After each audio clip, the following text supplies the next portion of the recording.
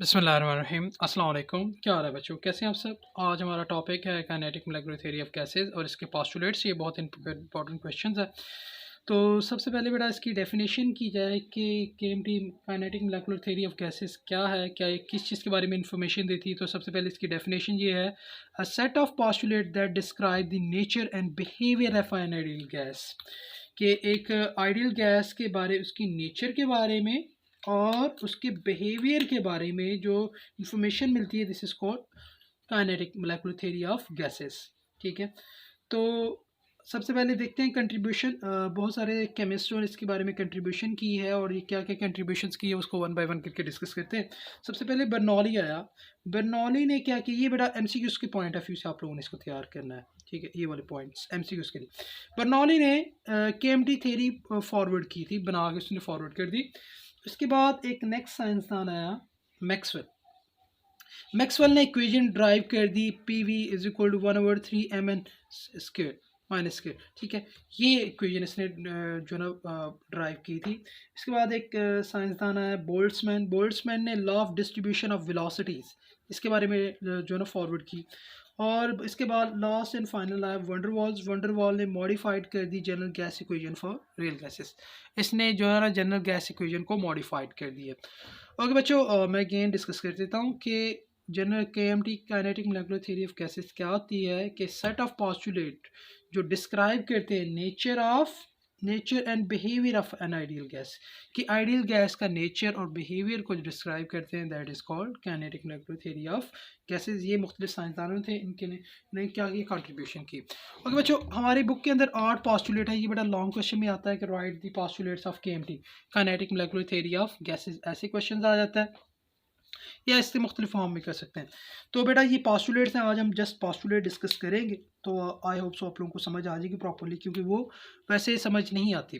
तो 8 पोस्टुलेट्स हैं। इसको समझने के लिए आपको ना बेटा एक सिंपल सी जो ना पॉइंट समझना पड़ेगा। ये कंटेनर है,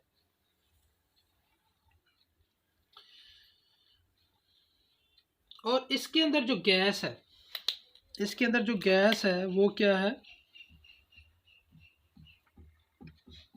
सारी आइडियल गैस है। आइडियल गैस क्या होती है, जो बिल्कुल शरीफ गैस होती है, ना तो किसी को तंग करती है ना किसी को से तंग होती है। ठीक है, आइडियल गैस जिनके दरमियान ना तो फोर्स ऑफ अट्रैक्शन होती है ना रिपल्शन होती है, ना तो किसी के साथ कोलाइड मूव कर रही होती है, बस ठीक इसी फॉर्म।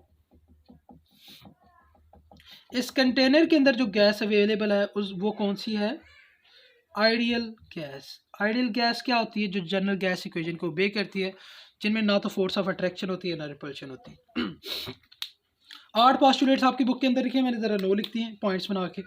ओके, सबसे पहले पॉइंट, इस गैस में सबसे छोटे पार्टिकल, ये वाला छोटा पार्टिकल है ना, इस छोटे से पार्टिकल को हम क्या कहेंगे, गैस के सबसे छोटे पार्टिकल जो कायनात में ज़्यादा हालत में रह सकता है उसको हम क्या कहते हैं बेटा, मालिक्यूल। एटम तो नहीं कह सकते ना, ये एटम नहीं मालिक्यूल होगा। छोटे से पार्टिकल को हम क्या कहेंगे, मालिक्यूल।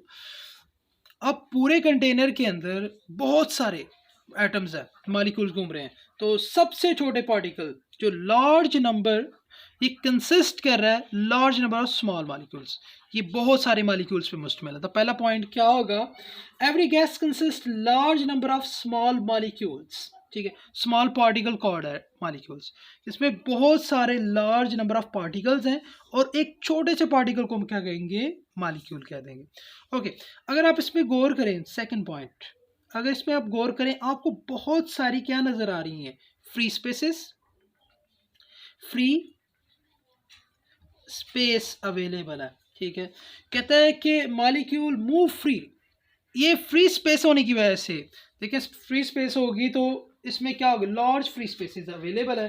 तो फ्री स्पेसेस की वजह से मॉलिक्यूल का कर सकते हैं, मोशन कर सकते हैं। अब इनमें बहुत सारी फ्री स्पेसेस अवेलेबल है। दूसरा पॉइंट क्लियर हो गया कि molecule consist large free spaces.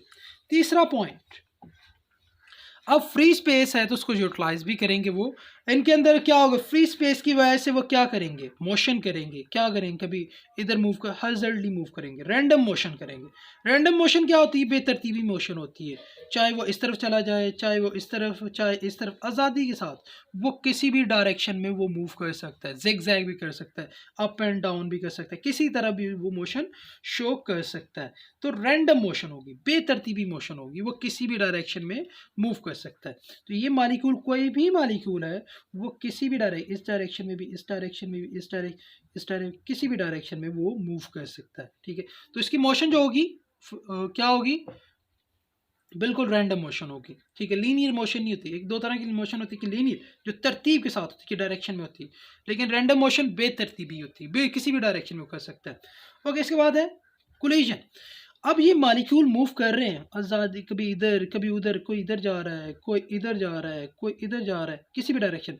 अब क्या करेंगे, अल्टीमेटली ये कंटेनर है, ये कंटेनर का वॉल है, अब ये कोलाइड करेंगे, अब ये आएंगे वॉल के साथ, जब ये कोलाइड करेंगे, कोलाइड करने के बाद वापस आ जाएंगे। तो कोलिजन के टाइम क्या होता है, डेफिनेटली उसके पास एनर्जी होती है, कौन सी एनर्जी होती है, काइनेटिक, काइनेटिक एनर्जी होती है। और जब ये वॉल के साथ कोलाइड करेंगे तो वो क्या कर देंगे, वो एनर्जी ट्रांसफर कर देंगे, और जब कोलाइड करेंगे तो क्या क्रिएट करेंगे, प्रेशर, ठीक है। देखें जैसे ये मॉलिक्यूल इस तरह से फ्रीली इसके साथ कोलाइड करेगा तो प्रेशर लगा के वापस आ जाएगा अपनी एनर्जी, ठीक है, और वो एनर्जी लगा के वापस आ जाएगा, ठीक है। यानी कि वॉल ऑफ कंटेनर के साथ इनकी कोलिजन होगी, रिजल्टेंट वो क्या क्रिएट करते हैं, प्रेशर, इसके वॉल के ऊपर क्या क्रिएट कर रहे होते हैं बेटा, प्रेशर क्रिएट कर रहे होते हैं। ओके, नेक्स्ट पॉइंट है, जब ये वॉल ऑफ, ये कोलिजन वाला पॉइंट भी क्लियर हो गया आप लोगों का। नेक्स्ट पॉइंट है, जब ये कोलाइड करते हैं तो कोलिजन कौन सी होती है, एक कोलिजन होती है इलास्टिक, एक होती है नॉन इलास्टिक। इलास्टिक कोलिजन में एनर्जी जो है ना, आइडियल है ना, वेस्ट नहीं होती, टोटल एनर्जी रिमेन सेव होती थी, कुछ एनर्जी इधर वॉल ऑफ कंटेनर के ऊपर लगा दी, कुछ उसके पास रह जाएगी। जो टोटल एनर्जी, लेट्स सपोज एक मॉलिक्यूल, गैस का मॉलिक्यूल है, इसके पास एनर्जी है, लेट्स सपोज करें 2 न्यूटन, और इसने वॉल के साथ कोलाइड किया, 1 न्यूटन इधर लगा दी, 1 न्यूटन इसके पास रहेगी, तो टोटल एनर्जी फिर भी रिमेन क्या है, 2 ही है, ठीक है। कुछ उधर चलेगी, फॉर्म चेंज होगी ना, लॉ ऑफ कंजर्वेशन के मुताबिक एनर्जी रिमेन कंजर्व, बट वो अपनी फॉर्म चेंज कर देता है, कुछ प्रेशर में इस्तेमाल होगी, कुछ इसके पास है, लेकिन वो टोटल एनर्जी रिमेन कांस्टेंट। तो इलास्टिक कोलिजन क्या होती है कि टोटल एनर्जी उसकी क्या रहती है, परफेक्टली इलास्टिक रहेगी, वो वेस्ट नहीं होगी, वो रिमेन कांस्टेंट रहेगी। ओके ओके, नेक्स्ट पॉइंट जो इसमें डिस्कस किया हुआ है, अब टोटल कंटेनर का वॉल्यूम जो है, टोटल कंटेनर वॉल्यूम का हो सकता है 1 dm³ हो, और इसमें कितने एटम होंगे, काउंटलेस, अरबों खरबों ट्रिलियंस, यानी कि काउंटलेस, जिसे आप काउंट नहीं कर सकते, इतने ज़्यादा हो सकते हैं इसमें, इतने एटम्स हों, इतने मॉलिक्यूल्स हों कि जितने आसमान में सितारे भी ना हो, इतने 1 dm³ में।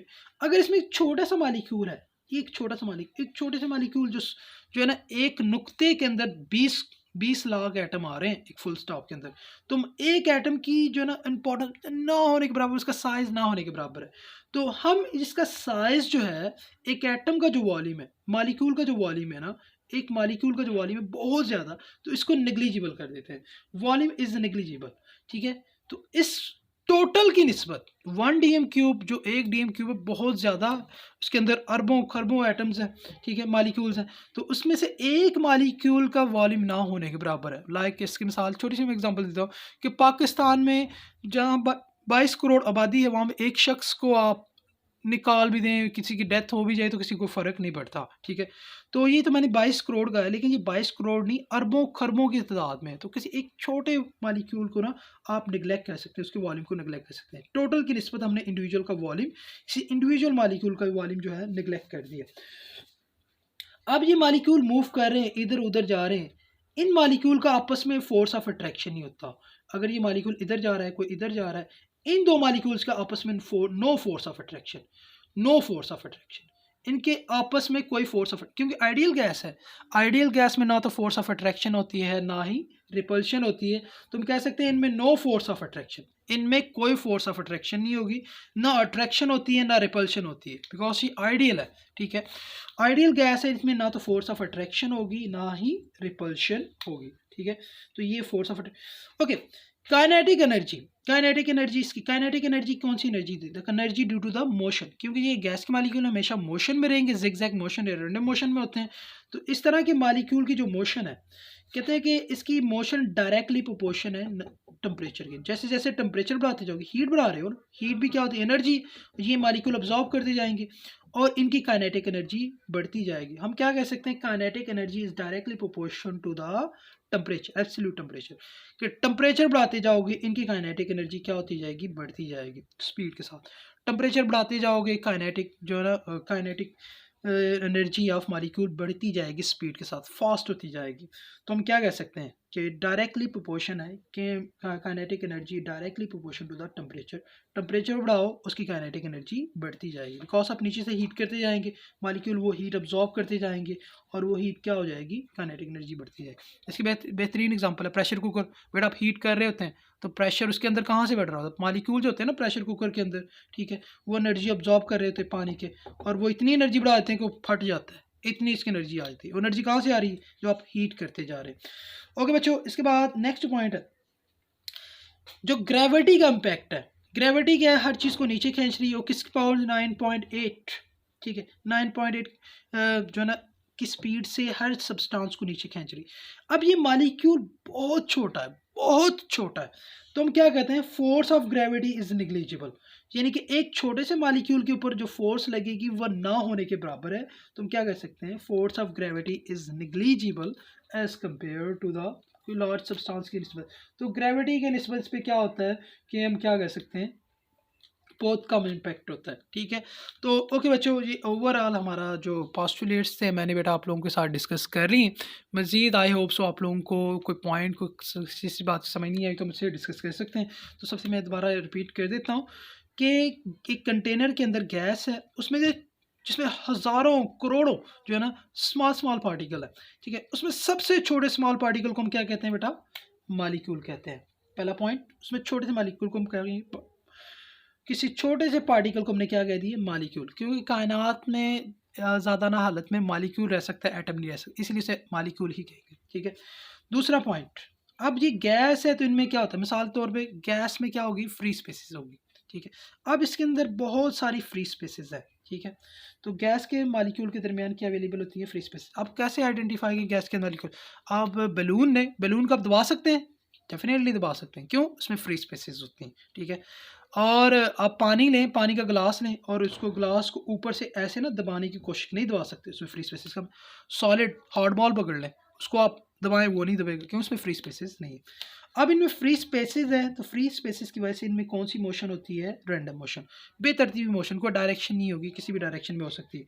और जब ये मूव करेंगे तो डेफिनेटली आपस में भी कोलाइड करेंगे, मोशन है ना। ये देखो, एक मालिक्यूल इस तरफ जा रहा है, कोई इस तरफ जा रहा है, ये वॉल ऑफ कंटेनर के साथ भी कोलाइड करेंगे। ये देखो मालिक्यूल है, ये मालिक्यूल है, ये आपस में भी कोलाइड कर सकते हैं, आपस में कोलाइड करेंगे।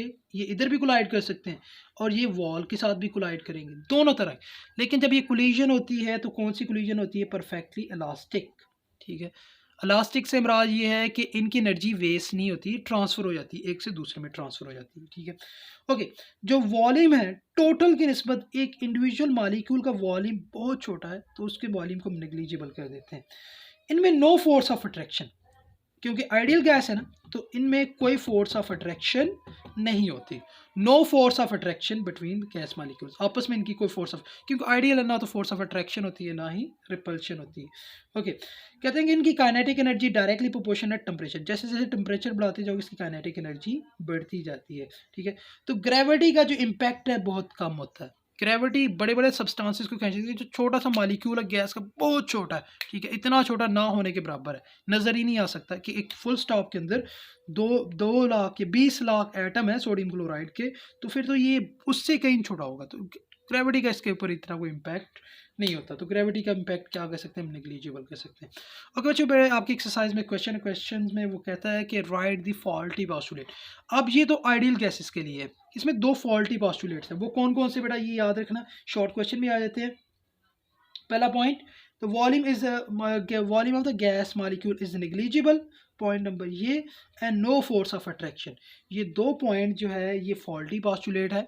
अगर हम नॉन आइडियल गैसेस के लिए डेरिवेशन करेंगे तो यहाँ वहाँ पे जाके ये दो पॉस्टुलेट जो क्या हो जाएंगे, फॉल्टी हो जाते हैं। ठीक है, ये शॉर्ट क्वेश्चन, ये आगे चल के मैं आपको बताऊंगा, लेकिन आपको पहले बता दूँ इसके जो है ना पॉइंट नंबर 6 और 7 फॉल्टी पॉस्टुलेट्स हैं। तो आप लोगों ने याद रखना है कि फॉल्टी क्वेश्चन आएगा, right the faulty postulate of KMT, कि आप क्या समझते हैं कौन से जो है ना फॉल्टी पॉस्टुलेट। तो ये दोनों फॉल्टी पॉस्टुलेट्स है। शॉर्ट क्वेश्चन के पॉइंट ऑफ व्यू से बेटा आप लोगों ने इसको अच्छी तरीके से कर लेना। ओके, मजीद कोई क्वेश्चन वगैरह आई होप सो नहीं होगा, क्लियर हो गए होंगे। नेक्स्ट जो डेरिवेशंस वगैरह है बेटा उसको हम कल कर लेंगे इंशा प्रॉब्लली। और जितना बेटा आप लोगों ने पढ़ लिया इसकी बेटा आप लोगों ने एक असाइनमेंट बना के मुझे लाजमन सेंड करनी है। ठीक है बच्चों, ओके बच्चों, अल्लाह हाफिज़।